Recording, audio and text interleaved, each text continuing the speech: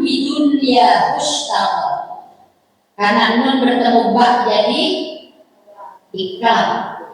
Huruf iklab ada berapa? Satu. Satu doang iklab mah. Huruf iklab ada satu yaitu ba. Apabila nun mati bertemu ba maka suaranya berubah menjadi suara mim. Mim jadi ya mam, jangan baca ya mambidun. Ya mambidun. Nah, ya mambidun ya ustaq. Qad barrahu tulul amal. Aulam yazal fi ghaflatin hatta dana minhul ajal. Al mautu yati baghtatan wal qabru sundukul amal. Isbir ala ahwaliha la mauta illa bil ajal. Nah, bisa semua ya. Kalau bisa bacanya kan enak, nanti kita tahu pas kita baca sholawatnya enak. Nah ini kalau artinya, arti bukan yang di bawah ya, yang di bawah bukan artinya. Kalau terjemahnya ya manbidun ya mustaqol, wahai orang yang sibuk dengan dunia, artinya. Qadwar tulul amal, sungguh dia telah tertipu oleh banyaknya lamunan. Aulam yazal fi ghaflatin, atau tidak pernah berhenti dalam kelalaian. Jadi lalai, sholat enggak, ngaji enggak, bahkan sampai mandi juga enggak sempat 24 jam. Emang kenapa? Itu aja betulin HP. Karena ada orang yang begitu, enggak sholat duha, enggak sholat zuhur, tahu-tahu udah sore, ya Allah mandi belum, masak belum. Ini orang yang tertipu dengan dunia. Hatta dalam minullah ajal, hingga ajal datang menjemputnya. Al-mautu yati baghtatan, mati itu datang tanpa memberitahu. Jadi dari kabari kita mau meninggal. Kalau kita mau meninggal di kabari kayak enak banget. Kita buru-buru wudu, pakai mukena, pegang tasbih, udah tasbih kita putar, ada orang ambil duit apa enggak nyamuk. Kenapa? Karena kita lagi pengen mencetak kebaikan, kan? Nah itu kalau matinya dikasih tahu. Walaupun berusul amal, sedangkan kubur itu adalah petinya amal. Nah makanya besok ketika kita masuk ke dalam kubur, ke alam barzah, baru kita tahu. Barulah kita tahu di situ. Ya Allah, dulu saya hidup lama banget di dunia. Masya Allah, kenapa ya saya nggak sedekah? Tahu kalau ini sedekah dengan 2.000, 5.000 aja kayak gini enak ya. Kenapa kemarin bukan yang merah-merah yang saya keluarin? Ngeluarinnya mah merah, cuma dikembaliin 98 nih. Namanya lupain gitu kayak gitu. Nah itu kan jadi kita ada tuh. Ketika masuk ke dalam kubur baru ketahuan peti amal kita. Karena kuburan itu memang tempatnya amal.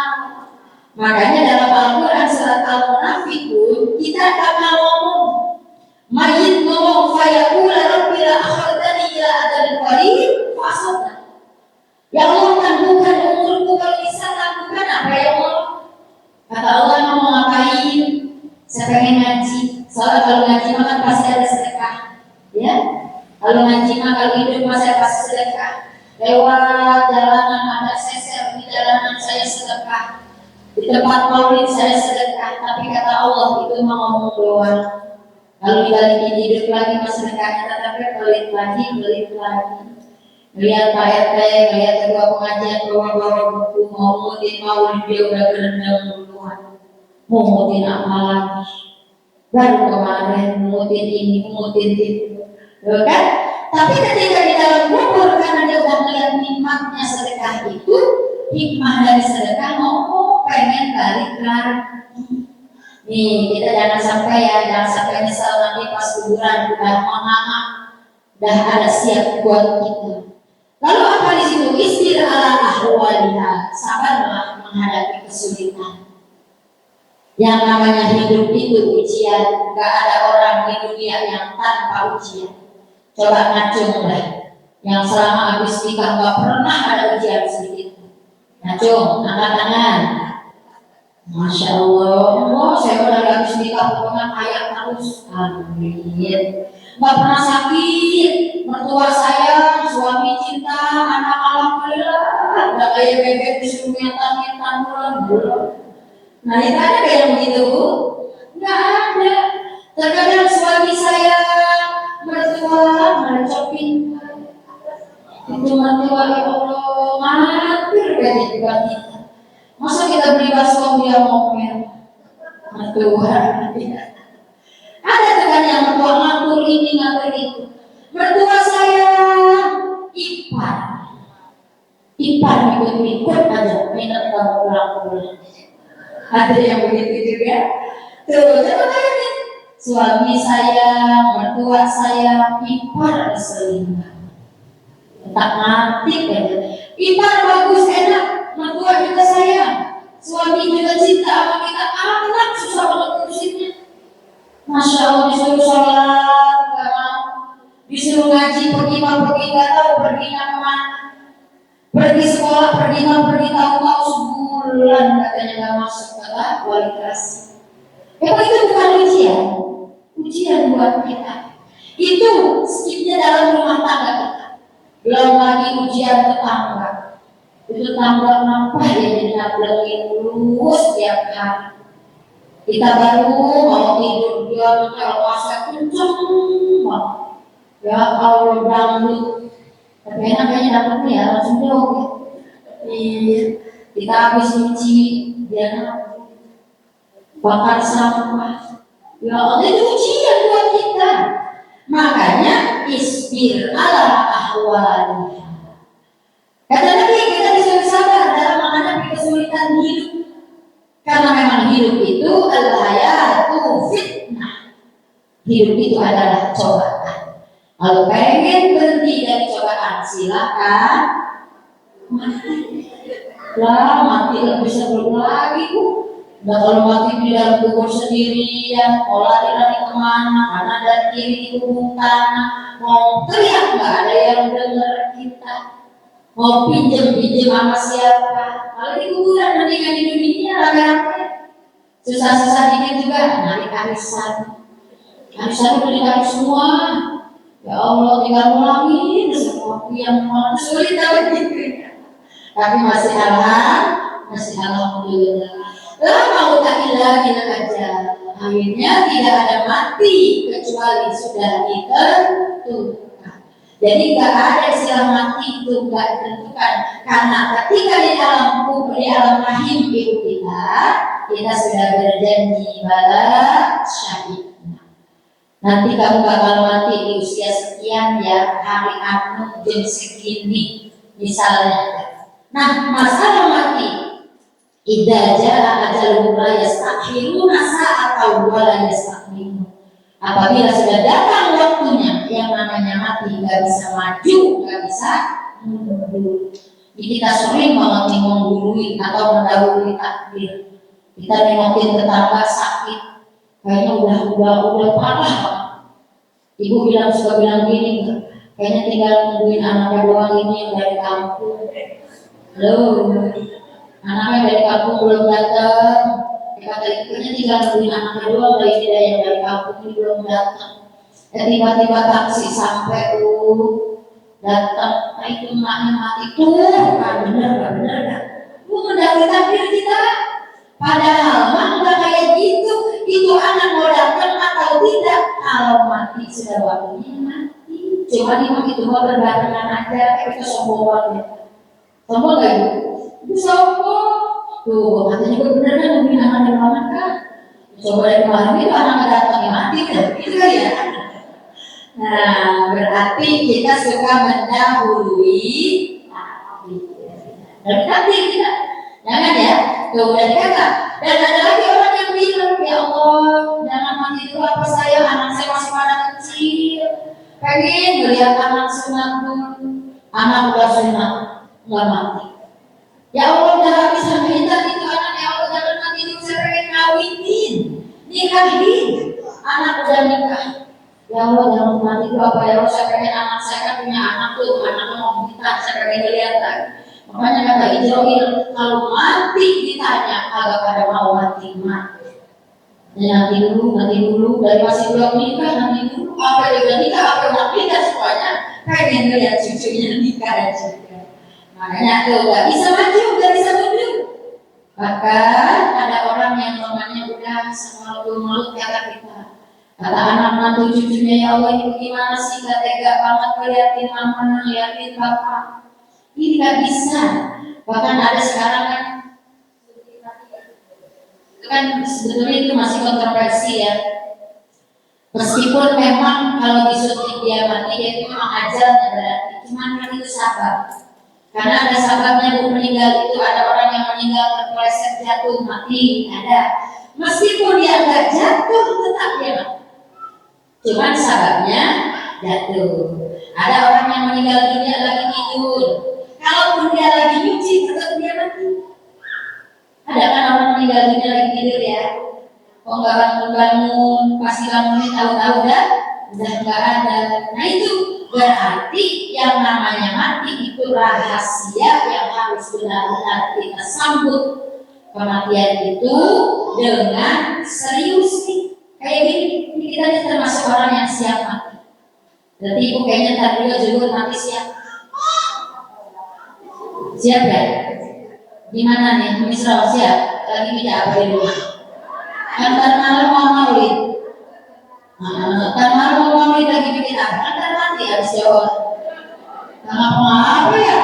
Jadi kalau orang misalnya saya habis juga dia meninggal dunia, kerjaannya, kuenya, makanannya yang siap-siap untuk peringatan maulid nanti malam itu akan menjadi jariahnya. Malah di orang pada malam itu maksud saya malam ya Allah ini ya yang menjaga nggak ada kan gitu malah bagus daripada ada orang meninggal dunia. Ya Allah kan dia habis nyolongan, ya Allah kan dia habis tukang sendal di depan ngaji. Karena dia mah bahasanya rumah sofa wadah makadar, ambil yang bagus yang jelek tinggal. Nenek gimana sih nenek kemarin ya di ketinggalan sendal di sana ya. Kata dia apa? Saja saya harus ngomong rumah sofa wadah makadar. Setelah saya ngambil udah gitu. Dalam diambil kayaknya ditukar, masih ada tanda-tanda di rumah. Karena saya pakai nyapu setiap pagi ya, mudah-mudahan ada manfaatnya ya. Sekarang sudah tulang menyeker, pakai nyekerman. Orang-orang pakai nyekerman, nyekerman ya. Dan ibu, kalau ini, kalau tadi artinya ya, jadi kita udah paham tuh. Yang namanya meninggal dunia itu nggak ada yang spontan artinya. Ya Allah jadi dia mamat, tapi memang meninggal itu sudah ada ketentuan dari Allah Subhanahu Wa Taala. Cuma macam-macam caranya, bentuknya, sababnya itu. Dunia ini hanya permainan, sekejap kita bakal tinggalkan. Karena kita ini di dunia sebagai musafir. Yang namanya musafir gak akan tetap tinggal di sini. Pasti yang namanya musafir akan meninggalkan di mana tempat kita lagi berada. Dan kita sebetulnya awalnya katanya ahli surga. Ya, jadi kita nanti bakal pulang ke surga. Iya, insya Allah surga lagi nanti kita.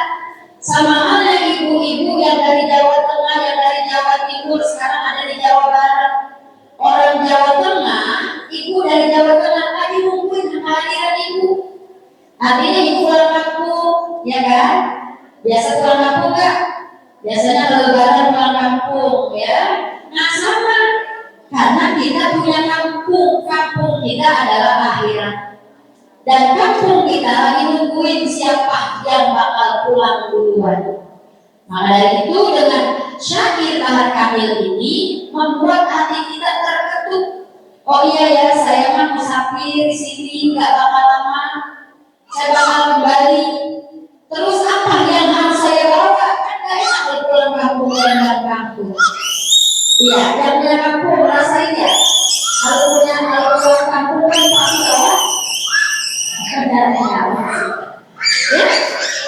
Yang pulang kampung biasanya bawa oleh, ya kan? Ibu kalau pulang kampung bawa oleh nggak? Bawa. Dari sekarang juga udah banyak oleh-olehnya di rumah sih benar.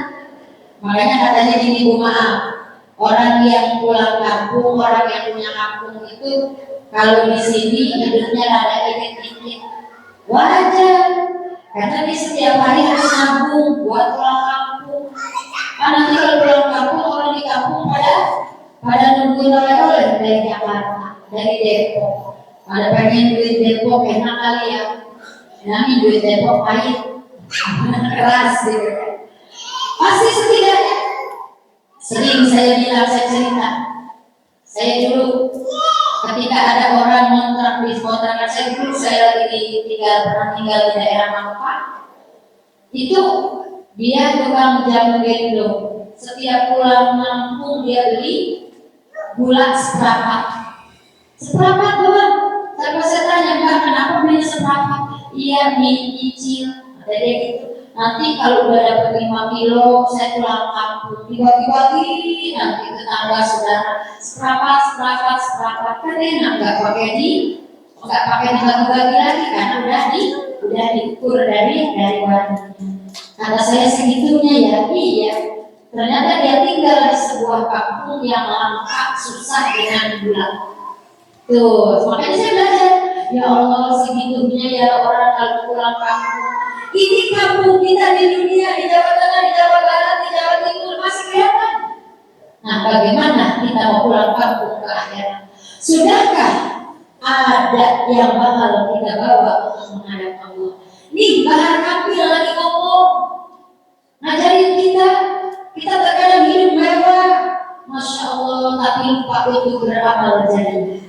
Tapi setidaknya kalau kita ngaji kayak ini, pasti 2000 mah ada yang keluar untuk akhirat kita. Amin ya Rabbal.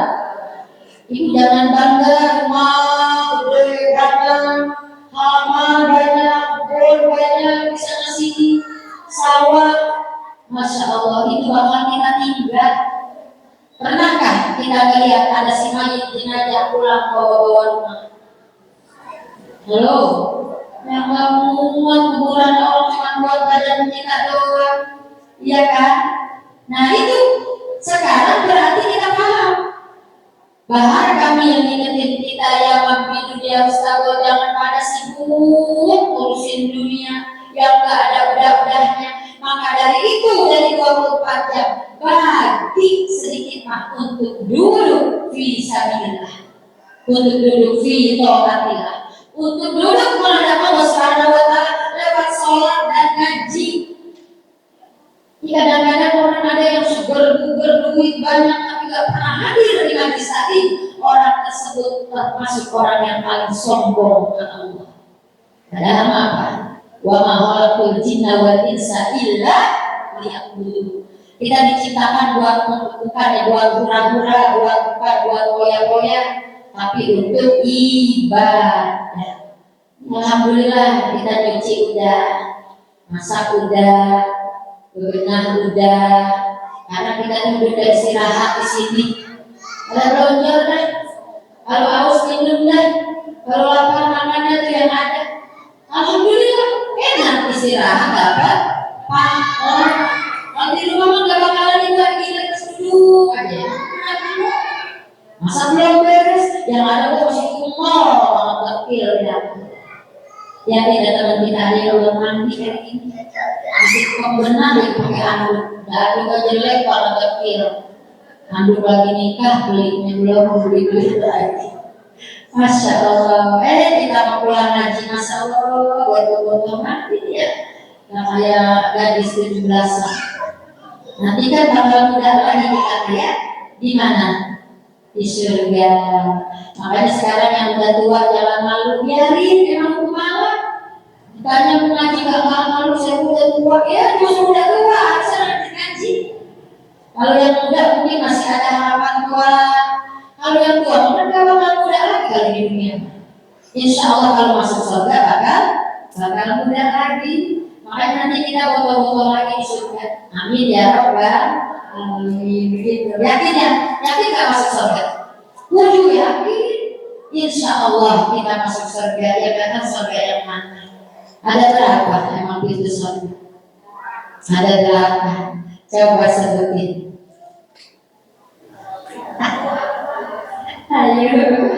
Udah nyatet, buka lagi, buka lagi. Ayo, biarinnya nggak teratur juga, yang penting jangan ke bawah-bawah terangannya ya. Ya, jannatul ma'wa, jannatul na'im, jannatul huldi, jannatul adadin, jannatul firdaus, jannatul darussalam, jannatul darul jalal, jannatul darul koror. Siapa ingatnya koror dan juga bukan koror. Iya, itu 8 pintu surga. Pan pengen masuk surga, masa nama pintunya nggak kenal? Kan kalau disodorin sama malaikat silakan itu pilih. Oh itu mau naik saya Rasul. Lalu itu pilih yang mana? Disodorin lagi yang 7. Ada apa ya namanya ya? Neraka apa tuh? Ada 7 pintunya. Ya namanya apa pintu neraka ini? Ya pintu neraka ada 7, pintu surga ada 8. Syair, sakor, kawiyah, utama, lazo, jahim, jahannam. Masya Allah, 7 tuh. Kalau ibu saya sebanyak ini nak kayaknya. Sama yang tadi mah nggak sampai 8. Ya, karena apa ibu bilang begitu? Karena memang kita nggak tahu nama pintu surga. Dan pintu surga itu mutlak yang 8. Nanti ditambah lagi kata Nabi. Ada babu Tuhan, ada babu royan, ada babu sedekah. Tuh, kita beri di dalam pintu surga. Tapi nanti ada lagi babu Tuhan, wahai ahli Tuhan. Nanti kita karena emang tidak pernah meninggal juga, tersebut wahai ahli Tuhan, ikut goyok. Kita mau walaupun cuma 2 rakaat kan 2, alhamdulillah nggak pernah kurang ya, insya nggak dikerjakan. Ada lagi kemudian wahai ahli orang yang suka puasa Senin Kamis puasa sunnah. Itu adanya nanti di pintu namanya Babur Royan. Terus ada lagi bagus sodako. Bagus sodako itu pintu orang-orang yang senang bersedekah. Dan itu bahkan dikatakan pintu yang terbesar kata Nabi. Ternyata sedekah itu adalah pintu terbesar di dalam surganya Allah Subhanahu wa Ta'ala. Amin ya Rabbal alamin. Jadi ini kita ingat-ingat ini bahan kami lagi ingetin kita. Kali itu sambil masak, sambil nyapu, jadi yang ngajak ya Rabbi dunia mustaqol yang dikasih sibuk sama dunia. Pagi jalan touring, siang bikin makan di kafe mana, sore pergi lagi makan lagi, gak boleh dengar anak kafe baru dibuka pergi kemana nyicipin, datang lagi kita lihat lagi gak ada di set mana lagi selfie. Itu aja sampai gak kenal sama keluarga, gak kenal sama tetangga, lantaran sibuk dengan ngurusin dunia. Kata-kata apa di situ? Ingat, sesungguhnya mati itu sedang mengintai kita. Ayo, apalagi yang ada ciri-cirinya kaki pada pegel, pinggang pada pegel, kepala pada cekot-cekot, ya. Mata udah bulat-bulat dikit dalam memandang. Kalau itu tapi alhamdulillah masih ingat. Kalau masih ingat sama duitnya, selalu masih lama-lamanya. Iya, lama baik, lama mati. Nah itu, jadi sekarang ada satu yang pernah saya sampaikan ini, siapa orang yang membaca 25 kali kalimat tersebut, maka insya Allah dia akan mendapatkan mati syahid, pahala mati syahid. Dapat ya, Allahumma barik lana fil maut wa fi ma ba'dal maut. Itu baca setiap hari 25 kali. Allahumma barik lana bima rojaktan. Ada woi, jangan bima rojaktan. Allahumma barik lana fil maut. Allahumma barik lana fil maut wa fima ba'dal maut. Baca 25 kali setiap hari. terserah membacanya pagi, siang, sore atau malam. Tapi yang paling enak mah pagi. Jadi kalau kita meninggal siang, insya Allah syuhada. Kita meninggal sore, syuhada. Kita meninggal malam pun syuhada. Amin ya rabbal alamin. Dan ternyata Allahumma barik lana fil maut wa fima ba'dal maut. Apa itu ya? Pokoknya tapi jangan bagi makan tapi malu tanah, bagi nazaran itu matahari. Iya. Jadi kita sama Allah, ya Allah berikan kami keberkahan ketika kita mau menghadapi kematian dan keberkahan setelah kematian. Berkah di sini artinya kebaikan, Bu. Jadi ketika sakaratul maut gampang, dan ketika meninggal dunia ngadepin malaikat mungkar nakir, insya Allah kita akan jadi orang yang takut. Mudah-mudahan kita bisa menjawab pertanyaan-pertanyaan mungkar dan nakir. Amin ya rabbal alamin.